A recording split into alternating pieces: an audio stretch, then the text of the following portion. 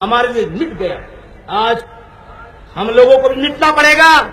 घर के घर में बैठ के कोई क्रांति नहीं होती है।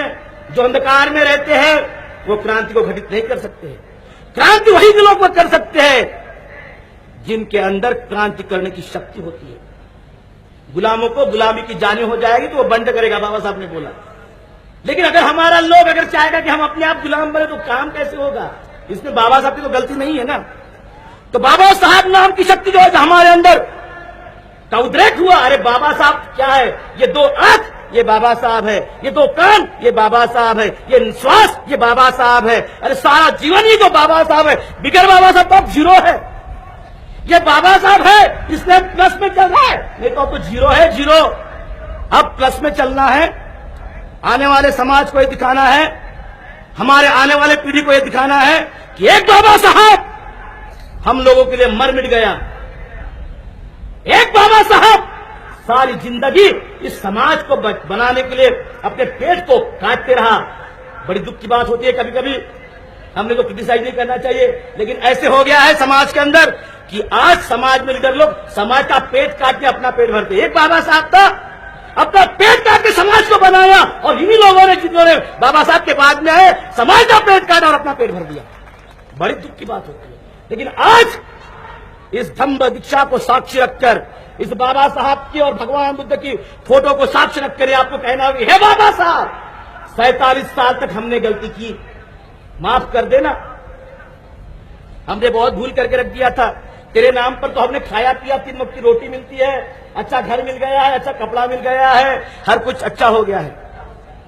आज तेरी कसम खाते हैं, तेरे समाज की कसम खाते हैं, तेरे मिशन की कसम खाते हैं, और तेरे आंसुओं की कसम खाते हैं। अरे बाबा साहब रोता था, जानते हैं ना आप लोग, रोता था समाज के लिए कि क्या होगा मेरे समाज का। आज हमको भी रोना है समाज के लिए, मर मिटना है समाज के लिए। जो हमारे अंदर जो फ्रैक्शन है उसको सबको इकट्ठाना होगा, तभी हम अपने बाबा साहब के स्वप्न को, प्रबुद्ध भारत को प्राप्त कर सकते, उसको हम बना सकते हैं। बाबा साहब की जो कल्पना थी प्रबुद्ध भारत कि सारा भारत एक प्रबुद्ध बने, यहां पर जो जाति की वैषम्यता है, जो जहर फैला हुआ है वो नष्ट हो जाए, सारा समाज एक रूप आ जाए।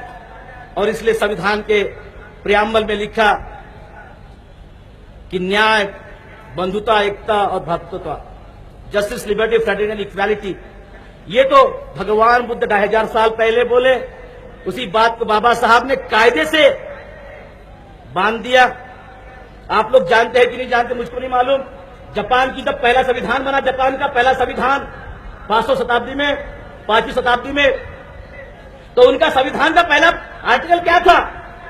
हम जापान के लोग बुद्ध, धम्म और संघ के शरण में जाते हैं।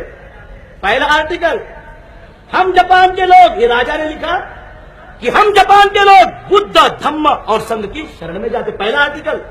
दूसरा आर्टिकल क्या था? इस जापान को चलाने के लिए प्रेम, मैत्री, करुणा, समता, न्याय, बंधुता की आवश्यकता है। ये भगवान बुद्ध को हम साक्षी रखकर इसको मानते हैं। ये दूसरा आर्टिकल आता है।